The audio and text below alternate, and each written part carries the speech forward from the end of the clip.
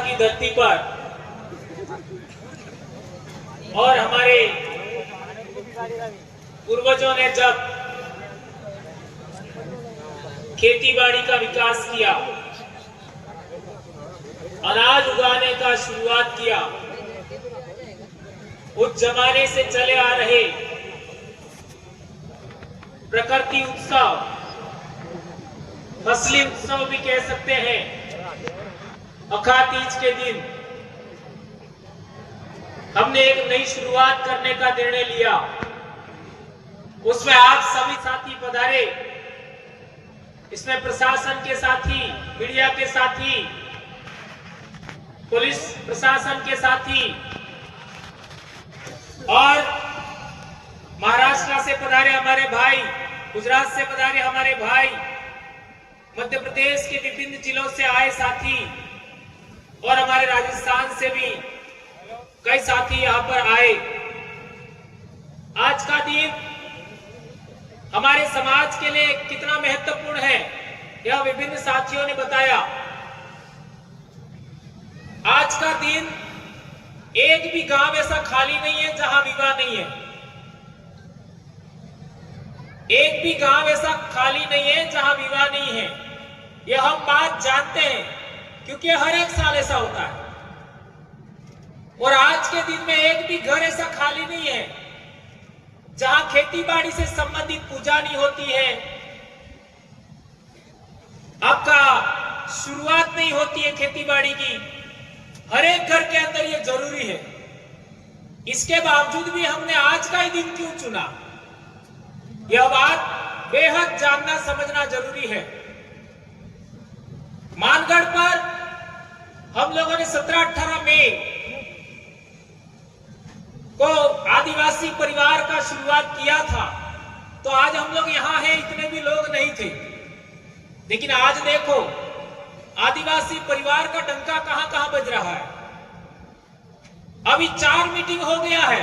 आदिवासी परिवार की व्यवस्था के अकॉर्डिंग ही देश भर के सभी संगठनों का अलायंस बन रहा है और 30 संगठनों का अलायंस पूरा हो गया है, 30 संगठनों का। और आने वाले समय में 13 जुलाई को राजस्थान में मीटिंग है। पश्चिमी भारत के जो बचे हुए संगठन हैं उनको भी जोड़ दिया जाएगा। ये आदिवासी परिवार के नेतृत्व में इतना बड़ा काम हो रहा है हमारी आइडियोलॉजी के अनुरूप। उसमें हमने बात रखा कि कोई भी व्यक्ति प्रमुख नहीं होगा, कोई भी अध्यक्ष नहीं होगा, सब अपने अपने संगठन को जिंदा रखना है, किसी को भी खत्म नहीं करना है। हाँ, हम एक जगह एक जाजा पर बैठेंगे, कोई प्रमुख नहीं होगा। उस बात को एक्सेप्ट किया गया। जिस तरीके की आदिवासी परिवार की व्यवस्था है, आदिवासी परिवार कोई संगठन नहीं है, इसका कोई अध्यक्ष नहीं है, उसमें जो व्यवस्थाएं हैं वही बात हम लोगों ने दूसरे लोगों के सामने साझा किया और उन लोगों ने इस बात को एक्सेप्ट किया, माना। तो इसी तरीके की बातें हम लोग पूरे देश भर में हमारे समाज के लोग हैं, इसको एक्सेप्ट कर रहे हैं, स्वीकार कर रहे हैं और आगे बढ़ रहे हैं। इसके लिए जिम्मेदार या फिर आप सबका योगदान रहा है। भील आदिवासियों का इतना बड़ा कार्यक्रम पूरे इलाके में पिछले 10 साल में हुए। अभी 17 मई को हमारे 10 साल पूरे हो जाएंगे। लेकिन इस बीच में हमने बहुत सारी ऐसी बातें भी देखी जिसकी वजह से हमारे बहुत सारे संगठन टूटे, बिखरे। और उसके बड़े बड़े कारण क्या रहे वो आप सब जानते हो, आपसे बेहतर कौन जानता है।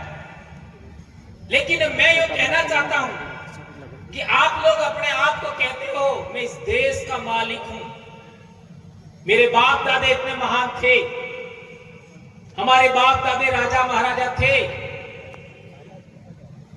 ये सब बातें हम बोलते हैं और हमें भील प्रदेश बनाना है, ये भी बात हम कहते हैं।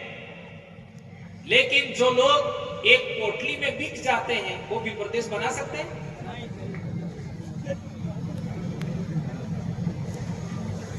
यहां पर जो बैठे वो एक पोटली में बिकने वाले कौन हो?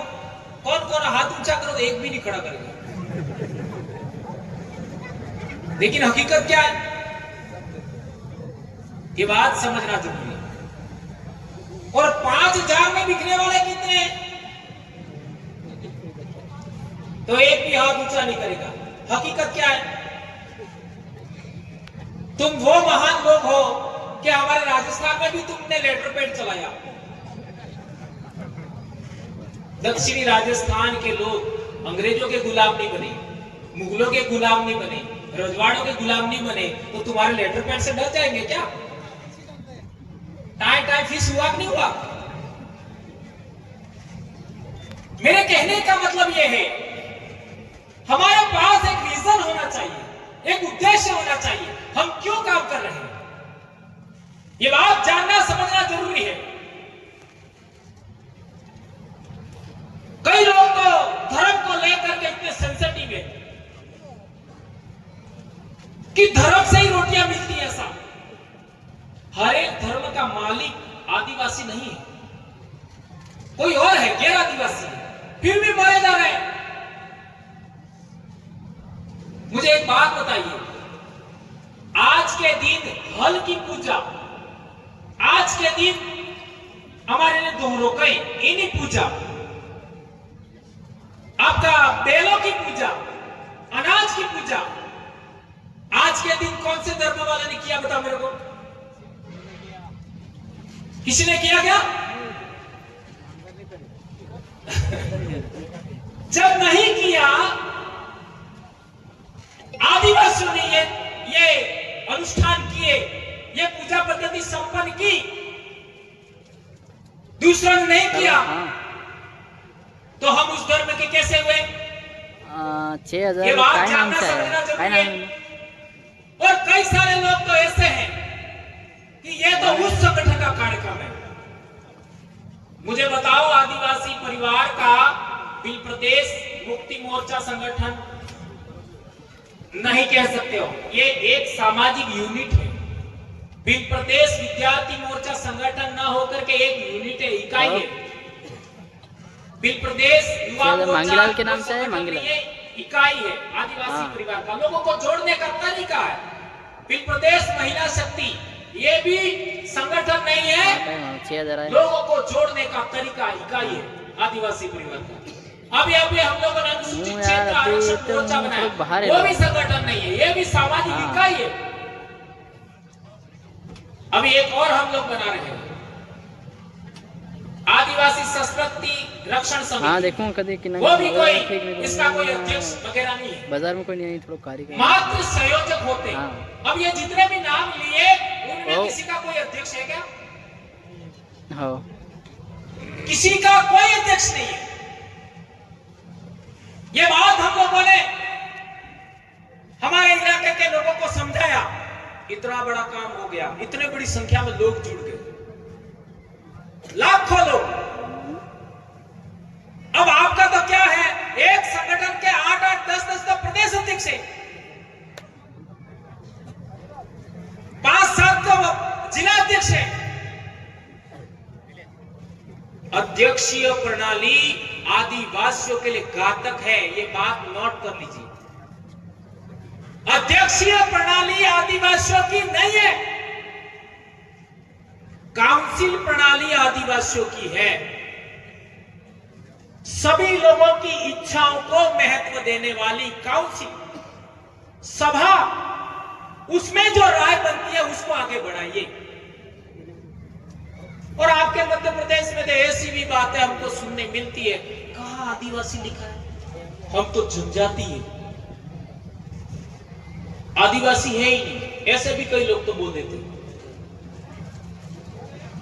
अब सवाल पैदा होता है कि क्या आपने 5 जनवरी 2011 का सुप्रीम कोर्ट का जजमेंट पढ़ा?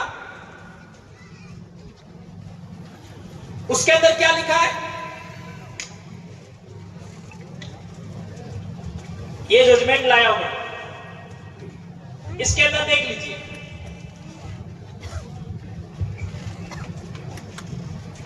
इसको पढ़ लीजिए, या जोरावर जी उनके पास भी होगा।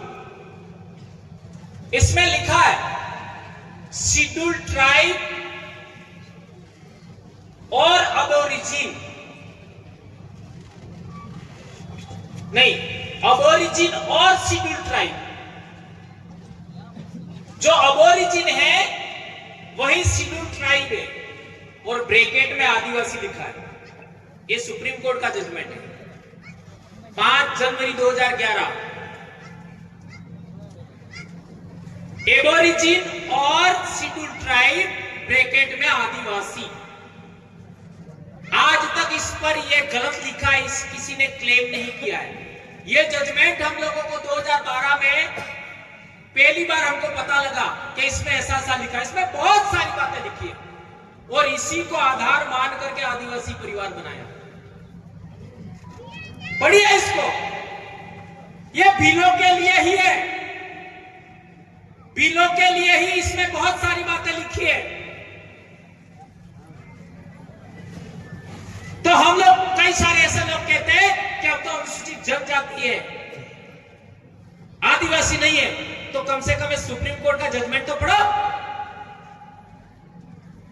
अब दूसरी बात यह है, यह हमारे स्कूल में किताब चलती है 8वीं क्लास में, 2013 से चल रही है। ये इंग्लिश में भी है, और ये किताब किसी बिल ने तो लिखी नहीं है, किसी कोर्ट ने तो लिखी नहीं है।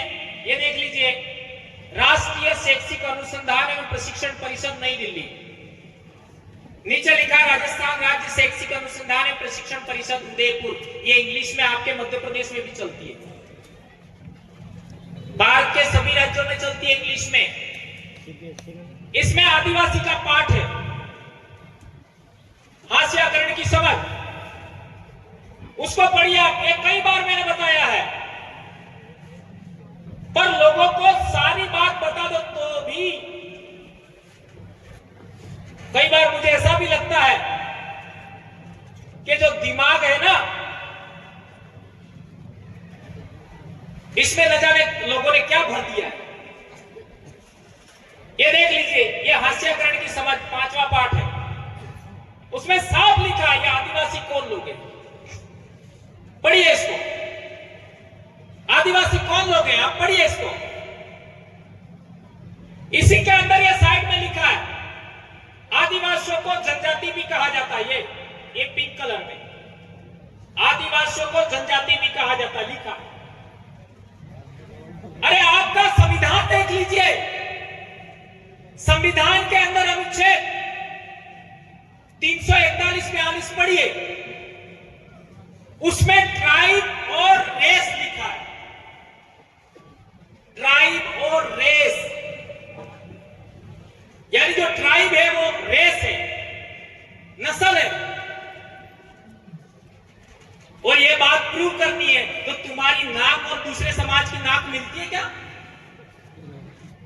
तुम्हारी एक कपाल है, वो दूसरे लोगों से मिलती है क्या? नहीं मिलती है। तुम्हारी एक भौहें हैं, ये भी दूसरे लोगों से मिलती नहीं है। जांच कर लो, होठ नहीं मिलेगा, आंखों का रंग नहीं मिलेगा। ये बात समझिए, तुम लोग कोई बाहर से आए हुए लोग नहीं हो, ये सुप्रीम कोर्ट का जजमेंट बोल रहा है। भारत देश 10,000 साल से इमिग्रेशन नेशन है, इमिग्रेंट्स नेशन है, ऐसा सुप्रीम कोर्ट ने बोला। मैं नहीं बोल रहा, और ये किताब भी बोल रही है। इसमें लिखा है साफ और स्पष्ट शब्दों में कि आदिवासी समाज औरों से बिल्कुल अलग दिखाई देते हैं। औरों से यानी दूसरों से, क्योंकि उनके भीतर ऊंच नीच का फर्क बहुत कम होता है। इसी वजह से यह समुदाय जाति वर्ण पर आधारित समुदायों या राजाओं के शासन में रहने वाले समुदायों से बिल्कुल अलग है। यह सब बता रहा है। 2011 का सुप्रीम कोर्ट का जजमेंट आने के बाद एक किताब आई थी, कई बार यह किताब का हवाला दिया आप लोगों ने। हम जाति व्यवस्था में नहीं आते ये बोल रही है, हम वर्ण व्यवस्था में नहीं आते ये बोल रही है, हम राजाओं के शासन में रहने वाले लोग भी नहीं है, ये भी एक किताब बोल रही है। बोलिए आप, इतना साफ किताबों में स्कूल में हम पढ़ा रहे हैं, लेकिन स्कूल में पढ़ाने के लिए कोई आपत्ति नहीं है, लेकिन समाज को पढ़ाते हैं तो कई लोगों को आपत्ति हो जाती है। चल रहा है 2013 से किताब चल रही है। अब सवाल पैदा होता है कि आपको जनजाति प्रमाण पत्र दिया जाता है, ये नहीं, जनजाति भी ऊपर नहीं लिखा होता, जाति प्रमाण पत्र। ये आवाज किसने उठाया आज तक? हम ट्राइब हैं, हम शेड्यूल ट्राइब हैं, तो हमको शेड्यूल ट्राइब का सर्टिफिकेट मिलना चाहिए। नहीं, जाति प्रमाण पत्र देते। आज तक किसी ने आवाज नहीं उठाई। ये ऐसा क्यों हो रहा है? ये बात हम लोगों को समझनी जाननी चाहिए। आगे लिखा है, आदिवासियों के बहुत सारे जनजातीय धर्म होते हैं। आदिवासियों के बहुत सारे जनजातीय धर्म होते हैं। उनके धर्म इस्लाम, हिंदू, ईसाई आदि धर्मों से बिल्कुल अलग है, बिल्कुल अलग है। वे अक्सर अपने पुरखों की, गांव और प्रकृति की उपासना करते हैं। साफ स्पष्ट लिखा हुआ है। फिर भी हमारे ढूंढने के लिए कई लोग तो चर्च में चले जाते, कोई कहां जा रहा है। और मैं कई कड़े लहजों में बोल चुका हूं, लेकिन किसी की भावना आहत नहीं करना चाहता। कोई भी धर्म आपका नहीं है। आपकी बहुत सारी बातें दूसरों ने लेकर के अपने धर्म खड़े किए हैं। ये बात जाननी समझनी जरूरी है। दिवाली फसली उत्सव है, होली फसली उत्सव है, वाड़ी जवारा फसली उत्सव है, और ये हमारे बाप दादाओं की देन है। अखातीज फसली उत्सव है, ये हमारे बाप दादाओं की देन है, किसी धर्म का नहीं है। उन लोगों ने कथा कहानियां बना करके हमसे छीना है। हमारी ओरिजिनल संस्कृति, भारत भूमि की ओरिजिनल संस्कृति हमको समझना पड़ेगा। ये जितने भी देव स्थानक हैं, जितने भी देवी देवता हैं, उसमें भी बहुत सारे देवी देवता हमारे पूर्वज हैं। इनको भी हमें समझना पड़ेगा। लेकिन इतनी सारी बातें आज रखने का समय नहीं है। एक और किताब था, ये वाला 9th क्लास में चलता है, 9वीं क्लास में हमारे राजस्थान में। उसमें साफ लिखा है, ये भील विद्रोह नाम का चैप्टर है, जिसको पिछले दिनों आप लोगों ने देखा होगा। एक व्यक्ति ने उसको हटाने की बात किया था, मानगढ़ के बारे में उसने रेफरेंस दिया है। तो ये पार्ट है भील विद्रोह, देख सकते हो। इसके अंदर आप पूरा पढ़िए इस चैप्टर को, सब कुछ लिखा हुआ है जो आप जानना चाहते हैं। भील मूलतः शांति प्रिय जनजाति है। वे अंग्रेजों के आगमन तक स्वतंत्र जीवन व्यतीत कर रहे थे। यानी अंग्रेजों से पहले भील गुलाम नहीं थे। ये किताब बोल रही है, भील गुलाम नहीं थे। आगे बोल रहा है, तथा 1818 के पश्चात इनके ऊपर स्थापित आदिवासी व अर्ध औपनिवेशिक नियंत्रण ने उन्हें विद्रोह के लिए बाध्य किया। यानी हमारी गुलामी जो हुई, हमारे बाप दादाओं ने के साथ में जो गलत व्यवहार हुआ, वो 1818 के बाद हुआ। ये किताब बोल रही है, और ये भी मैंने नहीं लिखी, न किसी आदिवासी ने लिखी है। और इसमें बहुत सारी बातें लिखी है।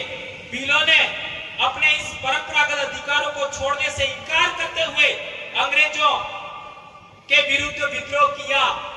इसमें यह बात भी लिखा है। 1818 के बाद ही सारे आदिवासियों के आंदोलन हुए। ये सब चीजें इसमें अंदर लिखा है, आप इसको पढ़ सकते हो।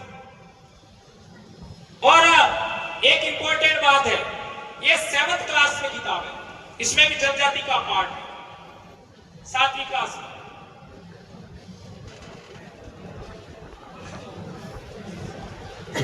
आटलो है तो बताड़ा बात में दिमाग साफ नहीं था, तो डीएनए टेस्ट करा लीजिए। मारे कालजा ने कहीं पड़ती नहीं।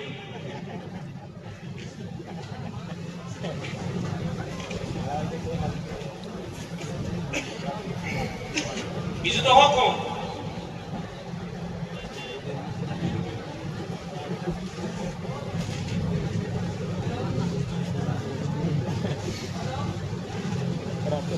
ये जनजातीय खाना बलोच एवं एक जगह बसे हुए समुदाय, ये 7th क्लास की सामाजिक है।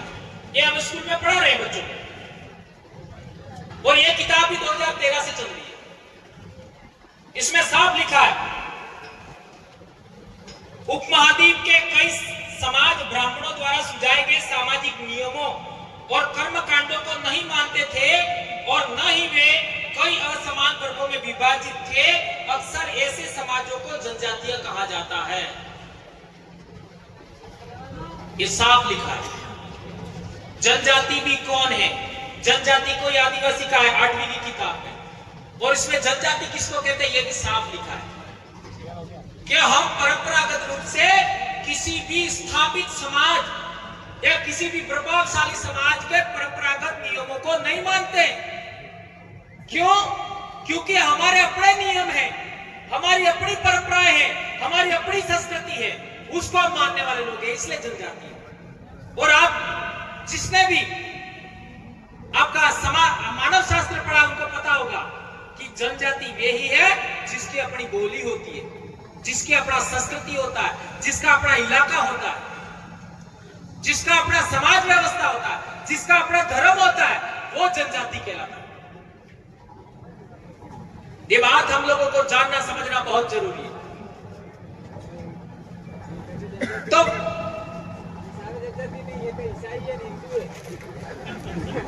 तो मेरे कहने का मतलब यह है कि आपकी पहली पहचान क्या है? फर्स्ट आइडेंटिटी क्या है? फर्स्ट पहली पहचान भील। आपकी पहली पहचान क्या है? भील। यह आपकी पहली पहचान है। और भील का मतलब क्या होता है? तो लोगों ने लिख दिया जो धनुर्धारी होता है, तो धनुष साथ में रखना वाला है वो भील। तो धनुष तो दूसरे लोग भी रखते थे। आज हमारे इलाके में आप देख लीजिए, भील किसको कहते हैं? आदमी को। आपके इलाके में भी वही है, दाहोद में भी वही है। भील कौन? जो अपनी बोली में पुरुष को भील बोलता है, महिला को क्या बोलता है? भीलड़। गोंड कौन? जो गोंडी बोली में पुरुष को गोंड कहते हैं, गोंड, और महिला को गोडनी कहते हैं। यह भाषा का मामला है, यह बोली का मामला है। जिस बोली में पुरुष को क्या कहते हैं, उसी के आधार पर उस आपका समुदाय का नाम है। मुंडा आदमी को ही कहते हैं, संथा आदमी को ही कहते हैं। अब सवाल है, आपकी पहली पहचान क्या हुई? भील। अब दूसरी पहचान कुछ और हो सकती है, तीसरी पहचान कुछ और हो सकती है, चौथी पहचान आपकी कुछ और हो सकती है, लेकिन सबसे बड़ी पहचान क्या हुई आपकी? भील। जब आपने ये पहली पहचान छोड़ दी तो आपका क्या होगा? यहाँ डाकोर है, कितने डाकोर? हाथ ऊंचा करो जरा। कितने ही हो? मैं भी डामोर हूं। अब ये आपका महिसागर जिले में डामोर आदिवासी की लिस्ट से बाहर हो गए। उन्होंने अपने आप को क्या बोला? हम तो खत्रिय हैं। 2001 की जनगणना में लिखवा दिया हम तो खत्रिय हैं, और 2006 से उनका सर्टिफिकेट मिलना बंद हो गया। और आपके इधर पटलिया का भी पिछले दिनों कुछ हुआ था, देख लीजिए। ये प्रमाण बता रहा हूं मैं आपको। आपने अपनी पहली पहचान को दोहरे दर्जे की माना और दूसरी पहचान को प्रथम माना, आप जाओगे ओबीसी में। ध्यान रखिए, ओबीसी में जाओगे।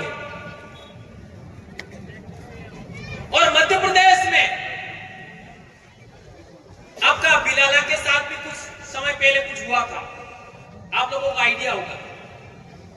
गुजरात में आपका राठवा के साथ भी हुआ था, इतिहास पढ़ लेना। जी जी हाँ। तो मेरे कहने का मतलब यह है, आप अपनी पहली पहचान भुलाओ,